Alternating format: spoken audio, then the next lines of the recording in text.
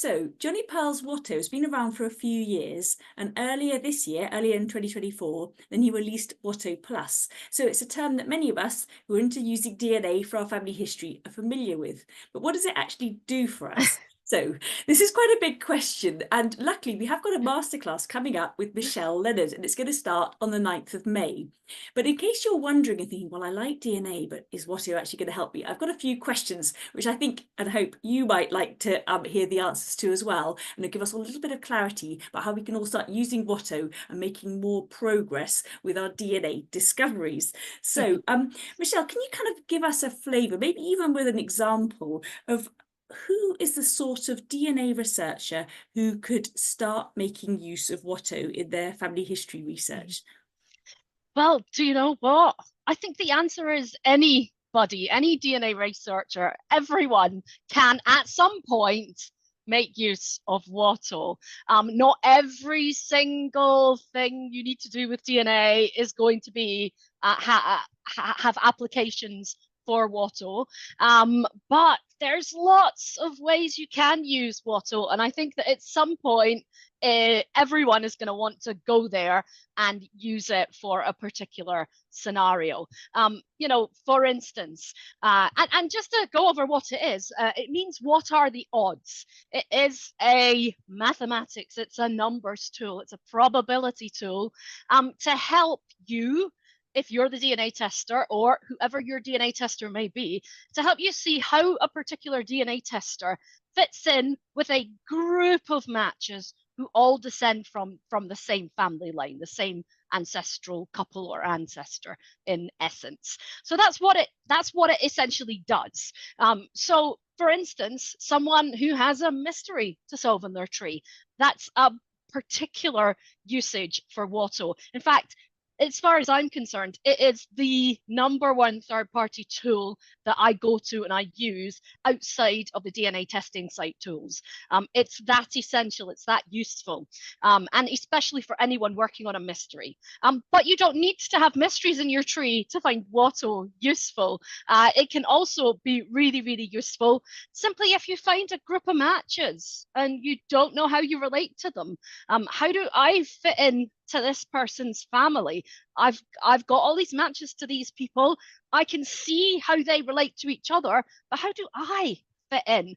That's a definite question for WATO. That's the time to take that question to WATO. And that's what WATO is. It's a tool that you're going to question. You're going to ask questions of WATO. You're going to say, hey, WATO, what do you think? Am I missing something here? And what's my next steps? What should I do next? And that's kind of where WATO comes into its own and what it can help you with. That does sound extremely helpful. So let's say you've done a DNA test, you're happily working using the site tools in the site that you've tested with. So what do you actually need to have kind of under your belt, or what do you need to know about already in order to go and use WATO? Well, you need to have a scenario that works for WATO. So you need to have a tester who matches let's say at least 3 to 4 people, but generally you want more than that. For instance, if your scenario is, I just want to know how this one person relates to this other one person, that's not really a question for WATO. That you can ask of Ancestry's possible DNA relationships probability chart or the shared CM project tool in the DNA Painter website. It's when you have a number of people, that's when you want to ask WATO that question. So you need to have the data to input to WATO. That's what you need to use it. You need to understand how WATO works and how to set up your research question on WATO. You need to understand what data you need to input to WATO in order to ask your question. And you need to know that your question's a good one to be asking of WATO. And of course, how to interpret the answers that WATO gives you. But that's kind of what you need to set up. You need to have a group of people who are related to each other, and you need to have access to the results for the tester who you don't know how they fit into that group of people. Cool. So you need the DNA that they share, the amount of centimorgans they share with each other in order to input that into WATO. Cool. So on the masterclass, Michelle, so what are you going to be teaching us? Let's say we've done our DNA test, like I said, at that scenario, we're used to using our DNA match list and the kind of on-site tools. We are thinking we could do with some more help. We're thinking WATO might be able to help. So what are you going to take us through? And the key question is, by the end of the masterclass, what do you hope that we'll feel a bit more accomplished and confident about? Those are good questions. We're going to go from the beginning. You know, we're going to start from, okay, what is WATO? All right, I've kind of answered it there, but we'll go into more detail. Why should you use it? What kind of scenarios should you use it for? What can it cover? What can't it do? What are the limitations? What things shouldn't you use WATO for? And most importantly, how do you use it?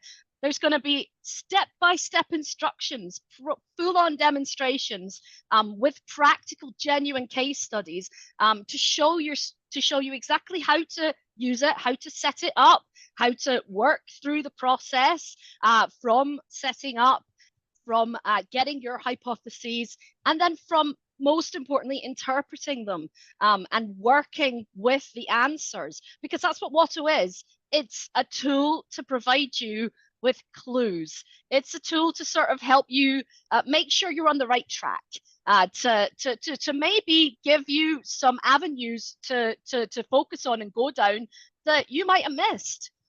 Because you're asking a probability tool which can see everything mathematically to give you suggestions as to how something may fit together.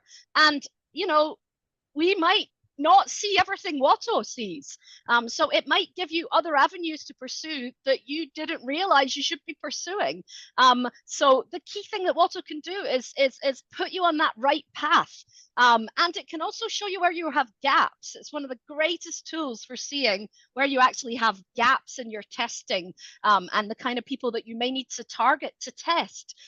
So it can save you time, it can save you effort, it can save you money from testing the right people instead of the wrong people to try and get to your answer. So there's all these things, but at the same time, you don't want to let WATO control you, because it is a mathematic-based tool. It doesn't know everything you know. It's great on the numbers, and it's great for getting confirmation bias out the way. You're sitting there thinking, oh, but I'm sure it's this guy, or what. WATO doesn't care about any of that. It's going to tell you what it thinks dispassionately. However, there are going to be things that at times that you know that you can't tell WATO, that it doesn't know, that rules something out, that WATO says, hey, this is mathematically great. And you're sitting there going, yeah, but, well, in those instances, you have to learn how to trust your own judgment as well, so that you're in control of WATO. You're using WATO and you're mining WATO, but you're still in control at the end of the day of how you interpret it and how you use that data. And these are some of the key things that I want people to come away with. I want them to really gain confidence in identifying when to use WATO, and more importantly, how to use WATO and how to interpret what WATO is telling them and how to stay in control of WATO. But yeah, we're going to start from the beginning.